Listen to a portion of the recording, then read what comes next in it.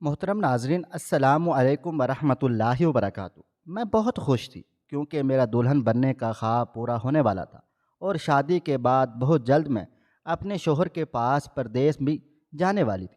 خوشی خوشی میں شادی کی تیاریاں شروع کر دی۔ ہر کام میں بڑھ چڑھ کر اماں کی مدد کرنے لگی۔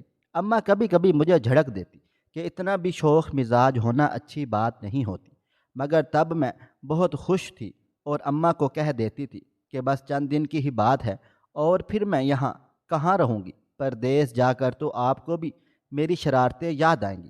میری باتیں سن کر اماں سر جھٹک کر رہ جاتی۔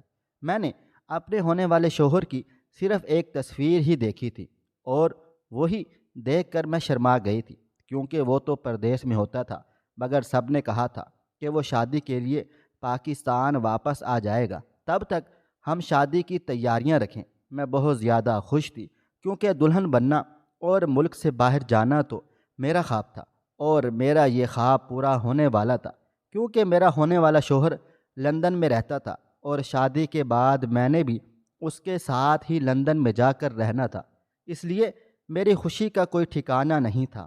جیسے جیسے شادی کے دن قریب آ رہے تھے، میں زیادہ پرجوش ہوتی جا رہی تھی۔ میری اپنے ہونے والی شوہر سے کبھی کوئی بات چیت بھی نہیں ہوئی تھی۔ ہمارا رشتہ جب طے ہوا تو وہ بھی صرف تصویر دکھا کر ہی طے کر دیا گیا تھا۔ میرے ماں باپ کو یہ رشتہ بہت اچھا لگا تھا، اس لیے انہوں نے کچھ زیادہ چھان بین نہیں کی تھی اور میرا رشتہ طے کر دیا تھا۔ میں ہر روز اماں جان کے ساتھ بازار جاتی تھی اور دل کھول کر شادی کی تیاری کرتی۔ اس دن تو میری خوشی کی کوئی انتہا نہیں رہی تھی جب میری شادی کی تاریخ طے کر دی گئی تھی۔ اب میں اپنے ماں باپ کے گھر میں صرف چند ہی دن کی تو مہمان رہ گئی تھی، مگر میرا ہونے والا شوہر ابھی تک پاکستان واپس بھی نہیں آیا تھا، جبکہ شادی کے دن قریب آتے چلے جا رہے تھے۔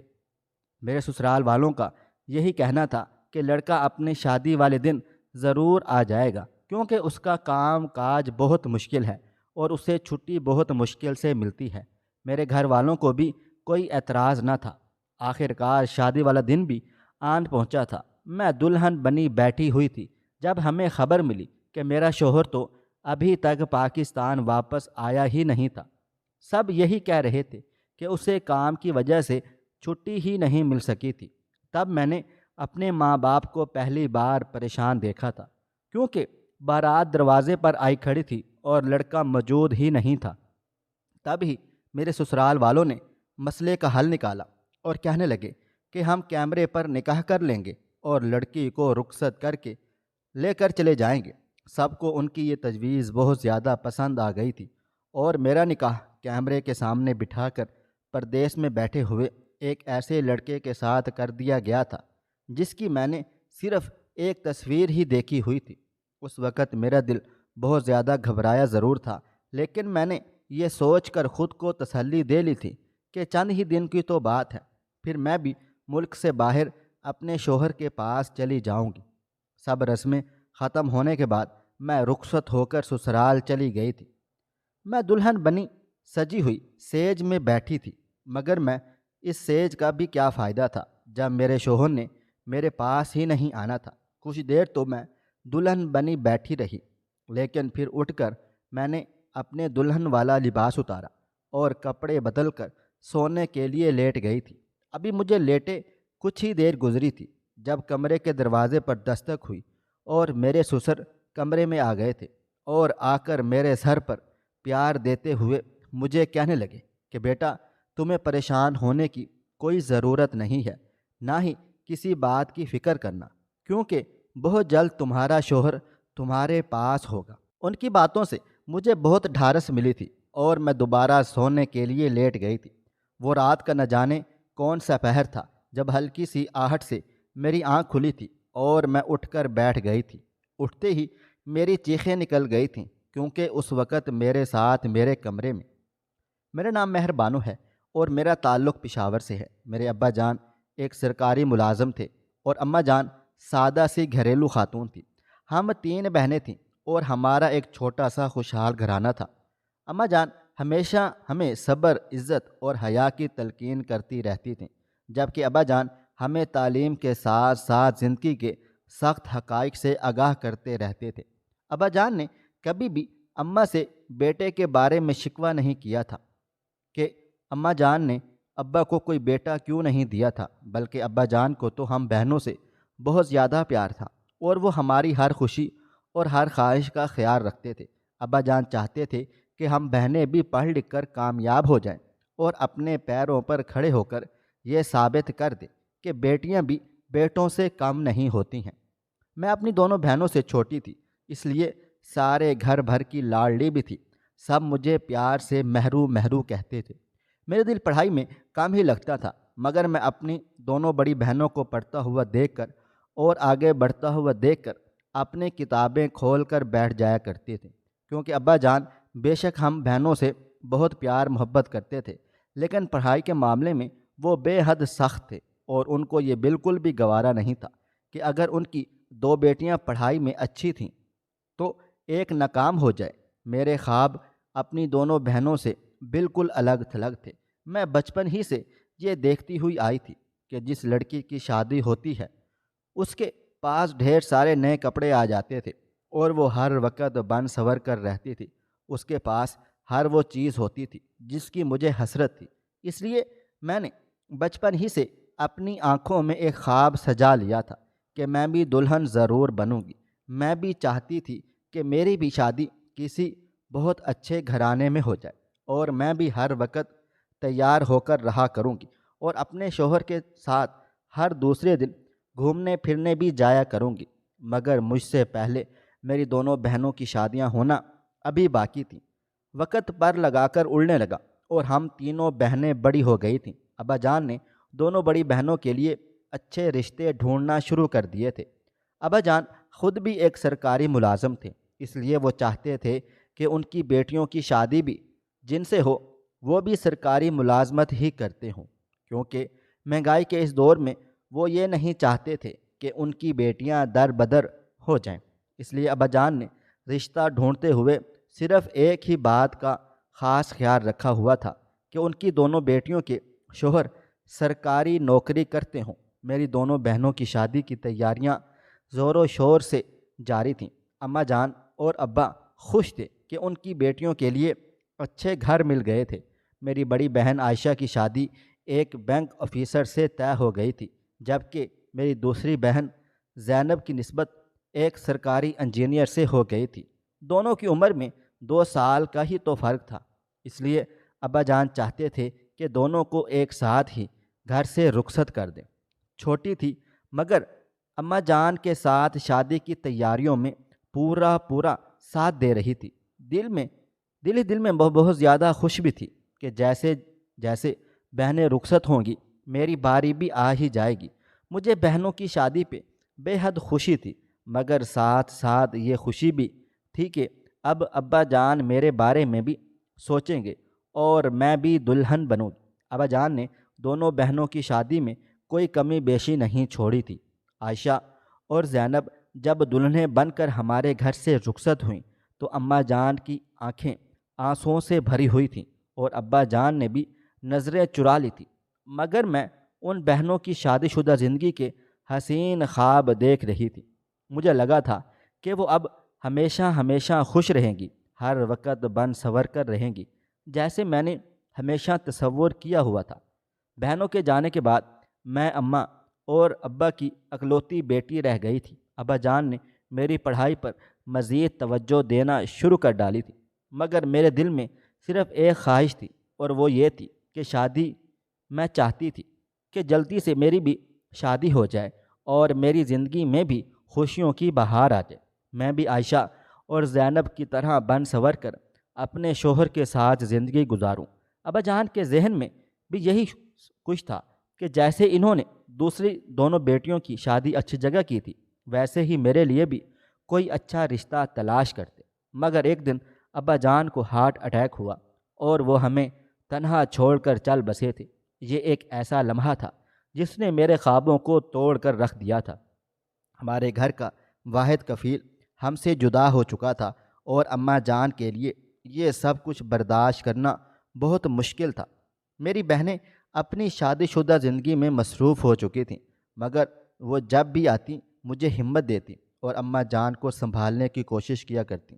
ابا جان کے بعد ہمارے مالی حالات پہلے جیسے نہ رہے تھے۔ میری بہنیں اپنے گھروں میں خوش باش تھیں، مگر ہر کسی کی اپنی ذمہ داریاں تھیں۔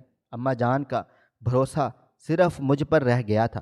اب مجھے سمجھ آنے لگا تھا کہ زندگی صرف بننے سنورنے کا نام نہیں تھی، بلکہ حقیقت کچھ اور تھی۔ ابا جان کی وفات کے چند مہینے بعد اماں جان نے میری شادی کے بارے میں سوچنا شروع کر دیا تھا، مگر حالات پہلے جیسے نہ رہے تھے۔ پہلے تو لوگ ہماری عزت کرتے تھے، مگر ابا جان کے گزر جانے کے بعد وہی لوگ ہمیں ترس بھری نظروں سے دیکھنے لگ گئے تھے۔ پہلے ہمیں جن گھروں سے میرا رشتہ ملنے کی امید تھی، اب وہاں خاموشی چھا گئی تھی، کیونکہ سب لوگ جانتے تھے کہ اب ہم خالی ہاتھ ہو گئے تھے، اور میری اماں جان مجھے زیادہ جہیز بھی نہیں دے سکتی تھی۔ مگر ایک دن ایک جاننے والی آنٹی ہمارے گھر آئیں اور اماں جان سے کہنے لگیں کہ باجی، حالات جیسے بھی ہوں بیٹی کو تو رخصت کرنا ہی ہوتا ہے نا۔ اگر آپ کہیں تو میں ایک بات چلاتی ہوں۔ ایک رشتہ ہے، لڑکا سرکاری ملازم نہیں ہے، وہ ملک سے باہر ہوتا ہے اور اپنا ہی ایک چھوٹا سا کاروبار کرتا ہے۔ اماں جان نے میری طرف سوالیہ نظروں سے دیکھا تھا، جیسے میری مرضی معلوم کرنا چاہ رہی تھی۔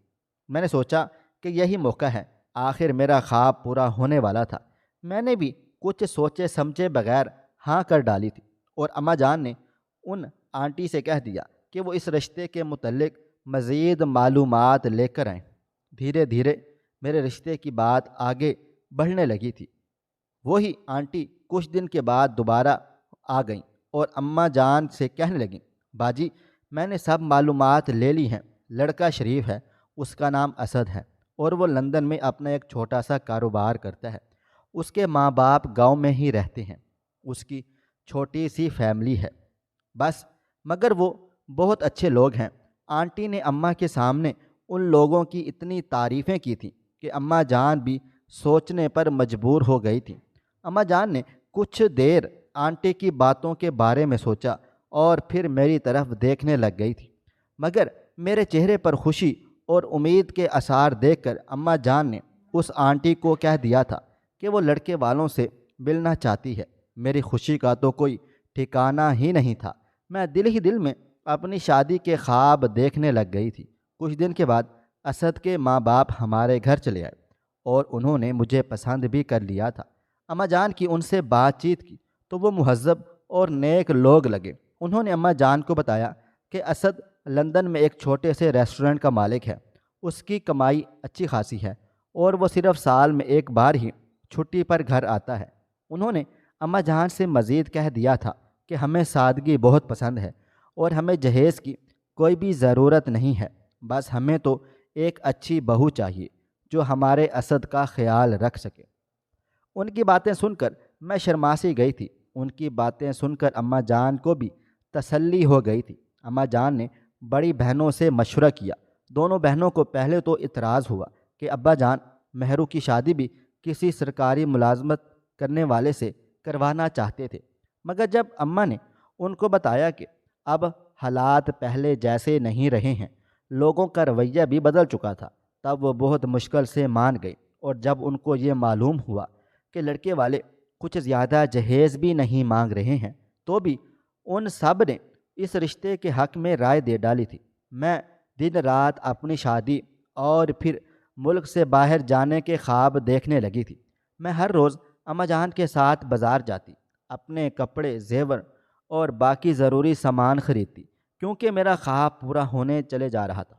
میں خود کو ایک خوبصورت دلہن کے روپ میں دیکھنے لگی تھی۔ اماں جان اور بہنوں نے بہت اصرار کیا تھا کہ وہ لڑکے سے ایک بار ملنا چاہتی ہیں، مگر میرے سسرال والے یہ کہہ کر ٹال دیتے کہ اسد کو چھٹی ملنا بہت مشکل ہے، اس لیے وہ پاکستان بھی نہیں آ سکتا ہے۔ مجھے اس بات سے کوئی غرض نہ تھی ہی نہیں، کیونکہ لڑکا کہاں تھا اور وہ کیا کرتا تھا۔ میں تو بس ہر دن دلہن بننے کے خواب دیکھنے لگی تھی۔ اماں اور دونوں بہنیں بھی میری شادی کی تیاریوں میں لگی ہوئی تھیں، مگر ان کے دل میں کچھ خدشات بھی تھے۔ میری بہنیں بار بار اماں جان سے کہتی تھیں کہ اسد سے کم ویڈیو کال پر ہی بات کروا دی جائے، مگر اس کے گھر والے یہی کہتے کہ وہ بہت مصروف ہے۔ بہت بار کہنے پر انہوں نے ہمیں اسد کی صرف ایک تصویر دکھائی تھی، جس کو دیکھ کر اماں جان مطمئن ہو گئی تھیں، کیونکہ وہ لڑکا ایک خوبرو، جوان اور خوبصورت تھا۔ میں تو اس تصویر کو دیکھ کر بھی بس شرما کر ہی رہ گئی تھی، کیونکہ وہ تو پردیس میں ہوتا تھا، مگر مجھے یہ حوصلہ تھا کہ وہ شادی کے لیے پاکستان واپس آ جائے گا۔ تب تک ہم شادی کی تیاریاں رکھیں۔ میں بہت زیادہ خوش تھی، کیونکہ دلہن بننا اور ملک سے باہر جانا تو میرا خواب تھا، اور میرا یہ خواب اب پورا ہونے والا تھا، کیونکہ میرا ہونے والا شوہر لندن میں رہتا تھا، اور شادی کے بعد میں نے بھی اس کے ساتھ ہی لندن میں جا کر رہنا تھا۔ اس لیے میری خوشی کا کوئی ٹھکانہ نہیں تھا۔ جیسے جیسے شادی کے دن قریب آ رہے تھے، میں بہت زیادہ پرجوش ہوتی جا رہی تھی۔ میری اپنے ہونے والی شوہر سے بھی کبھی کوئی بات چیت نہیں ہوئی تھی۔ ہمارا رشتہ جب طے ہوا تو وہ بھی صرف تصویر دکھا کر ہی طے کر دیا گیا تھا۔ میری ماں کو یہ رشتہ بہت اچھا لگا تھا، اس لیے انہوں نے کچھ زیادہ چھان بین نہیں کی تھی اور میرا رشتہ طے کر دیا تھا۔ اس دن تو میری خوشی کی کوئی انتہا ہی نہیں رہی تھی جب میری شادی کی تاریخ طے کر دی گئی تھی۔ اب میں اپنے ماں باپ کے گھر میں صرف چند دن کی تو ہی مہمان رہ گئی تھی، مگر میرے ہونے والا شوہر ابھی تک پاکستان واپس بھی نہیں آیا تھا، جبکہ شادی کے دن قریب آتے چلے جا رہے تھے۔ میرے سسرال والوں کا یہی کہنا تھا کہ لڑکا اپنے شادی والے دن واپس ضرور آ جائے گا، کیونکہ اس کا کام بہت مشکل ہے اور اسے چھٹی ملنا بھی بہت مشکل سے ملتی ہے۔ میرے گھر والوں کو بھی کوئی اعتراض نہیں تھا۔ آخر کار شادی والا دن بھی آن پہنچا تھا۔ میں دلہن بنی بیٹھی ہوئی تھی جب ہمیں خبر ملی کہ میرا شوہر تو ابھی تک پاکستان واپس آیا ہی نہیں تھا۔ سب یہی کہہ رہے تھے کہ اسے کام کی وجہ سے چھٹی نہیں مل سکی تھی۔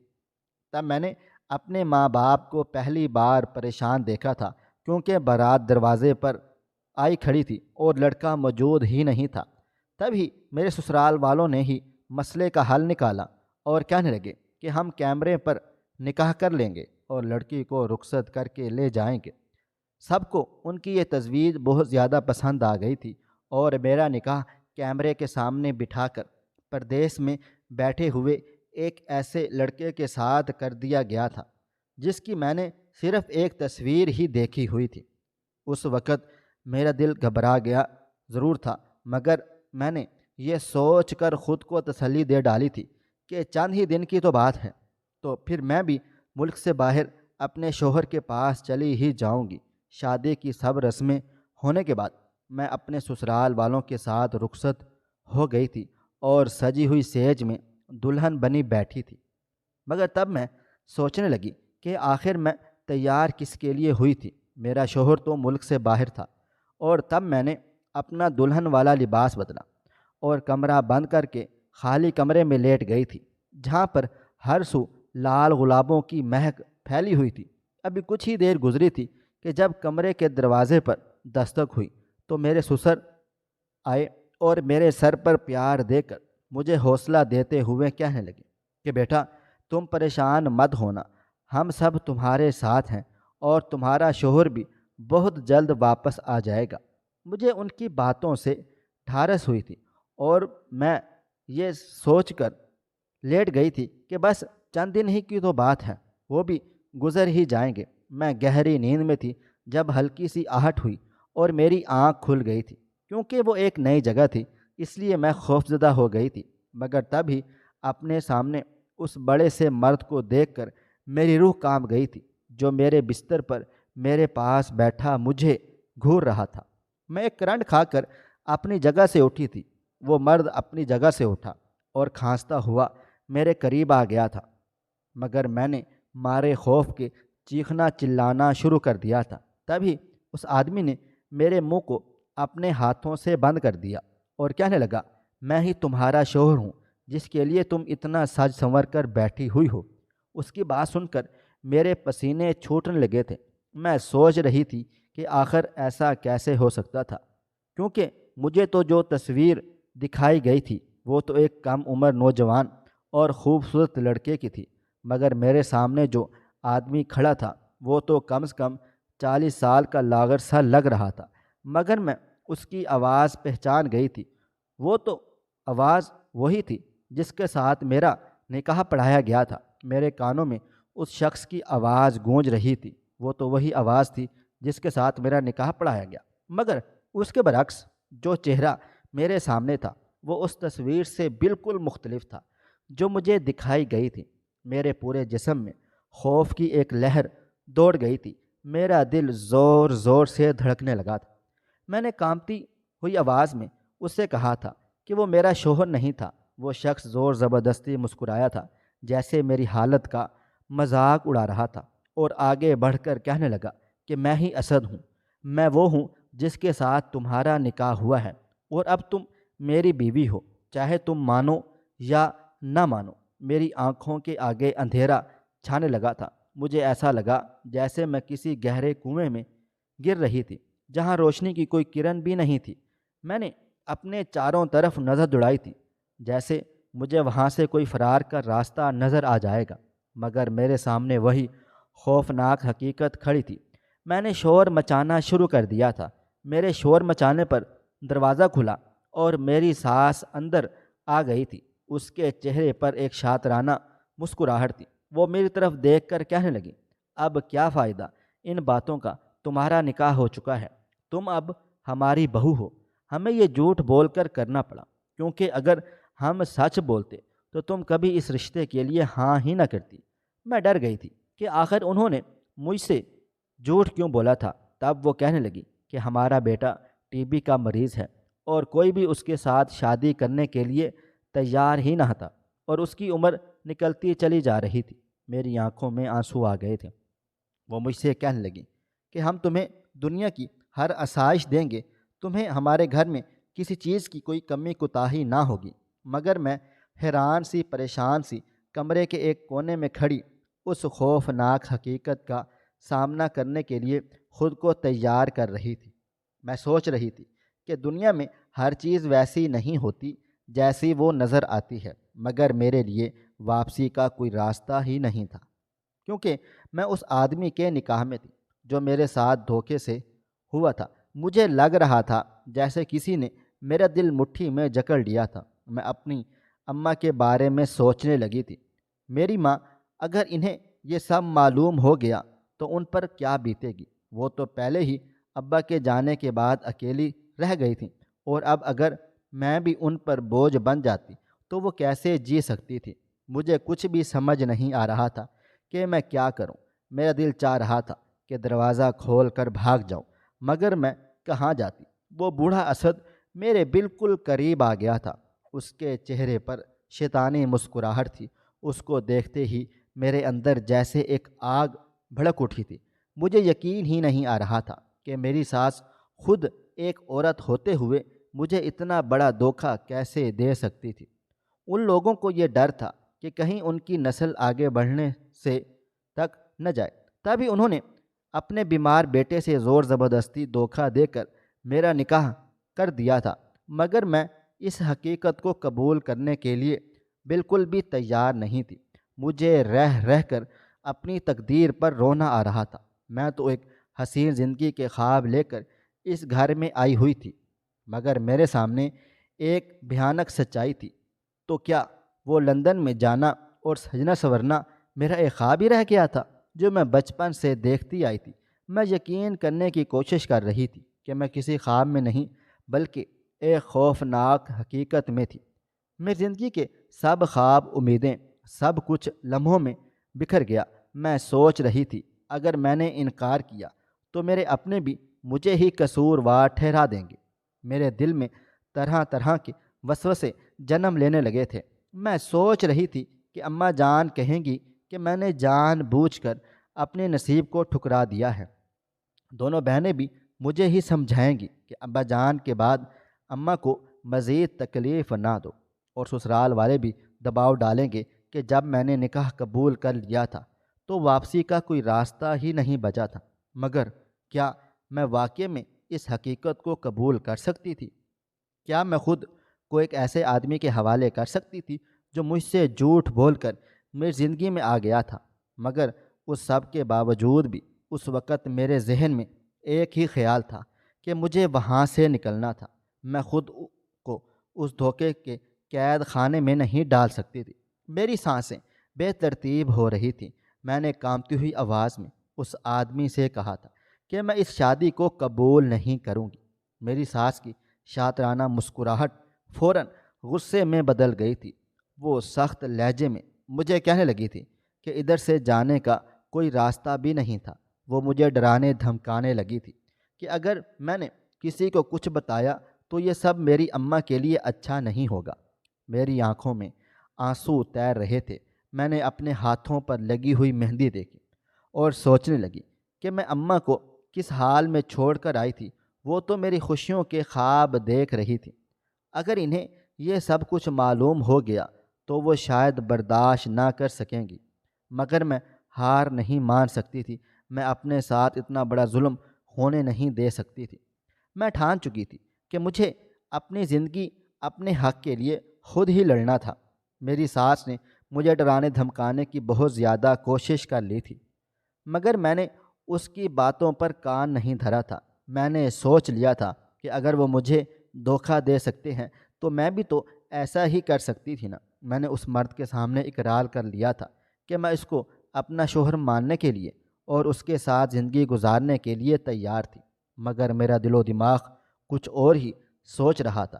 میری بات سن کر وہ سب خوش ہو گئے تھے اور مجھے کہنے لگے کہ تمہارے لیے یہی بہتر ہے، کیونکہ تم بھی جانتی ہو کہ تمہیں کوئی رشتہ نہیں ملے گا، کیونکہ تمہارے گھر میں کمانے والا کوئی بھی نہیں ہے اور باپ بھی تمہارا مر چکا ہے۔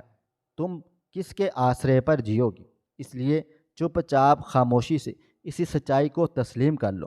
اور میں بھی جھک سی گئی تھی۔ جب معاملہ تھوڑا سنبھل گیا تو اس آدمی نے میرے قریب آنے کی کوشش کی، مگر میں نے طبیعت کی خرابی کا بہانہ بنا لیا اور وہ بھی مان گیا تھا، کیونکہ وہ جانتا تھا، سمجھتا تھا جو کچھ بھی ہوا تھا اس سب کو قبول کرنا میرے لیے بہت مشکل تھا۔ کچھ ہی دن گزرے کہ جب مجھے موقع مل گیا اور میں اس آدمی کی وہ تصویر اور نکاح نامے کے لے کر پولیس اسٹیشن پہنچ گئی۔ اس کے گھر والوں کے خلاف مقدمہ درج کروانے لگی تھی اور میں جان چکی تھی اگر میں ان کو انکار کرتی تو وہ مجھے ڈراتے دھمکاتے رہیں گے۔ اس لیے میں نے پولیس سے مدد لینے کا سوچا تھا اور پولیس والوں نے بھی میری مدد بھی کی تھی۔ میں نے ان سب کو وہ ثبوت دیے تھے اور بتایا تھا کہ کس طرح انہوں نے مجھے دھوکہ دے کر ایک بیمار اور بڑی عمر کے آدمی کے ساتھ میرا نکاح کروا دیا تھا، اور اب وہ مجھے دھمکا بھی رہے تھے۔ پولیس نے فوراً اسد اور اس کے گھر والوں کو گرفتار کر لیا تھا اور میں واپس اپنی اماں کے گھر آ گئی تھی، مگر اس بار وہ معصوم مہربانو نہیں تھی جو صرف دلہن بننے کے خواب دیکھتی تھی۔ آج مجھے اسد سے خلع لیے ہوئے 4 سال گزر گئے ہیں۔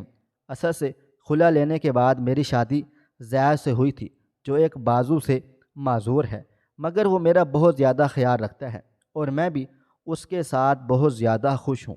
اب مجھے سمجھ آ گیا ہے کہ زندگی میں سب کچھ وہ نہیں ہوتا جو ہمیں نظر آتا ہے۔ میری زندگی میں اب ایک نئی خوشی کا آغاز ہو چکا ہے۔ اسد سے خلع لینے کے بعد میں نے زید کے ساتھ ایک نئی شروعات کی ہے۔ زید ایک بازو سے معذور ضرور ہے، مگر اس کی محبت اور ہمدردی نے میرے دل کو چھو لیا ہے۔ اب میں جان گئی ہوں کہ زندگی میں اصل خوشی صرف روپے پیسہ دولت کی نہیں، بلکہ ایک دوسرے کے ساتھ عزت، حمایت اور سمجھنے میں ہوتی ہے۔ زید ایک سادہ دل انسان ہے اور میرے ساتھ ہر مشکل میں شانہ بشانہ کھڑا ہوتا ہے، اور اس نے کبھی مجھے احساس نہیں ہونے دیا تھا کہ میں کسی کمی کا شکار ہوں۔